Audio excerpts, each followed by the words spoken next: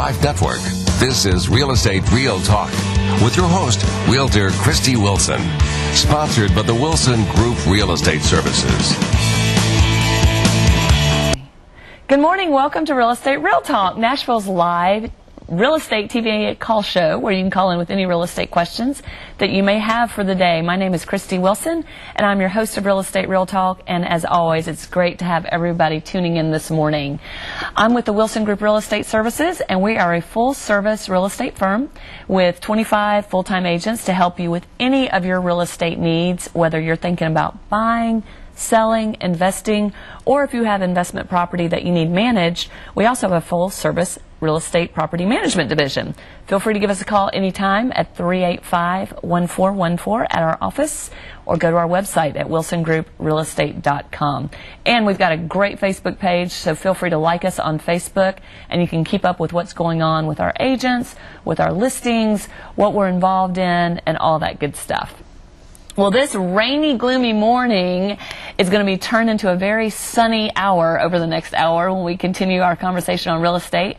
With me today is a woman who is an amazing loan officer, and we've heard a lot this year about what's going on, that it's hard to get a loan, that it's a challenging process, but this woman's been doing it for such a long time. She's such a professional, she's such a pro, and it's my pleasure to introduce Liz Cruse with Renasant Bank. Good morning, Liz. Good morning, everyone, and thank you for tuning in this morning. Yeah. So, I have been a loan officer for close to 20 years in the Nashville area. So, of course, we've seen a lot of changes, not only in our demographic area with housing and with the condominiums that are going up right now. That's really big. But also some of the changes that are happening in underwriting. And I feel like a lot of people feel like they can't qualify to buy a home, and that isn't necessarily the case at all. I feel like the best approach to buying a home is really just using common sense. Mm-hmm. If you've got a job, you've maintained your credit, if you have a down payment, there's a very high likelihood of an approval. And also, sometimes people feel embarrassed maybe that they've had a bankruptcy in their past, or unfortunately with this economy in the past they may have had a foreclosure. Mm-hmm. Everybody has had a little blip on the radar, and if you haven't, then you're one of the few lucky ones. But nobody has, or very few people have perfect credit, and I really feel like that holds people back from applying for a mortgage.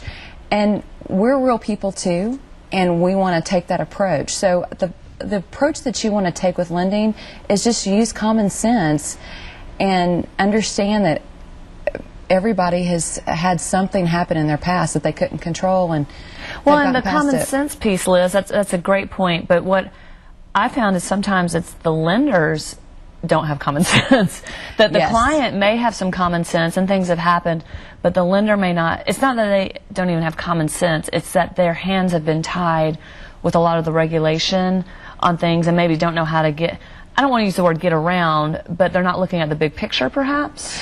I think in today's market what needs to happen is there are a lot of different underwriting engines that are out there. I'm going to throw out some words that may not mean a lot to you, but there's Fannie, and then there's Freddie. There's VA loans, there's FHA loans, and one loan that I really rely on quite heavily is our in-house bank product, which is amazing. I had a client about 3 or 4 months ago that came to me and that went and spoke with a different lender and could not get approved and went and got a bank loan. I had lunch with this client and I asked a few questions, and I said, just send me over your file and let me look at it and see what we can do for you. Well, all I did was I took him through a different underwriting engine. In this case, it was Freddie Mac, which in our world we call LP. I ran it through. It only asked for a 1-year tax return. Well, that 1-year completed federal tax return gave me an approval, which gave another lender a denial. So a lot of it is the lender's approach to it. You have to have the attitude that not one way isn't always the right way. You've got to look at all different approaches to see which one fits the client. Because a lot of our viewers may not know Fannie Mae, Freddie Mae. Over the past 5 years, we've heard these names, these acronyms, if you will, thrown Yes. around all over. Can you define sort of what those are for the viewers who may not know what Fannie, Freddie, FHA, VA? And I wouldn't know either if I had not been, obviously, in the industry. The difference between the different underwriting engines is what they look for with the approval process. So, for example, with Fannie, which is one of our underwriting engines, they're going to look for typically 2 years of completed tax returns showing a profit. And if you've got a client, and let's just say they had a great, wonderful 2012, but 2011 is going to bring them down a little bit when I go to average their income. I'm going to take those 2 years of income, add them together, divide by 24 months, and that gives me their income average. Well, 2011 may have brought them down a little bit, but I can just look at the year 2012 and average it, and their ratios are just fine. Interesting. And it gives me an approval versus a denial. Okay. And before we continue, we've already got a phone call, and we're going to go to Bob. Bob's holding on line 1. Okay. Hi, Bob. Good morning. Good morning. I think it's a good show. Thanks. I have how much would like a blank half acre would cost inside of Davidson County, and how much would it cost outside? The other thing would be how much would the building permits, I mean, do you have to build minimum like a $10,000 building? And I think there should be background checks on whomever applies for stuff. Okay, so your question, I just want to restate this to make sure I'm clear. You're curious how much a half-acre lot would be inside Davidson County and how much it would be outside of the county? Yeah. The first part of your question? With a minimum, I imagine there's a minimum amount of money that you would have to invest in buildings. Okay. It all depends. It all depends on the location within the county. Is it in a subdivision? Is it a commercial lot? Each property is different because even though it's Davidson County, it's also a micro market.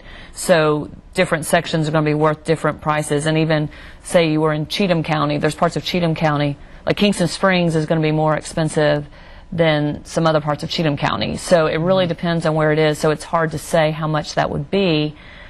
But, and then on the permitting, each county is probably a little bit different on what they're going to require, on what their permits are, and if there are restrictions on what can and cannot be built. So your first piece of business, I would say, would be to get a realtor who works that area in which you want to buy. And most realtors, if they're working Davidson County, are working the surrounding counties as well. So they're going to be pretty well versed on what the values of those properties would be. And then you can just call down to the proper county and ask them what the permitting fees would be as well. But then if you were going to buy it and you want to know how much you were going to need to put down, Liz, on a vacant lot, is that like 25%? Typically 20 to 25% would be your down payment on raw land. Or, several of these little buildings. Say what, Bob? Like, a small geodesic dome, that wouldn't be much built, but this is like 60s, or, several little buildings, make a duplex or something. Yeah, I would, like I said, get with a realtor who specializes in that area and then speak with the proper county authority there, and they're going to be able to direct you on what can and can't be built. So if you're wanting to build a duplex or move a duplex onto a property, you need to make sure that piece of property is zoned for a duplex, because if it's zoned for single family, you just can't do that without getting some type of variance, and sometimes a variance can be an interesting process as well. All right, thank you. Hey, thanks for calling. Have a great day. You too. Okay. Hey, you too. Bye. Good question. We're going to go to a quick break, Liz, and when we come back to Real Estate Real Talk, we will continue the conversation with Liz Cruse from Renasant Bank. Y'all stay tuned.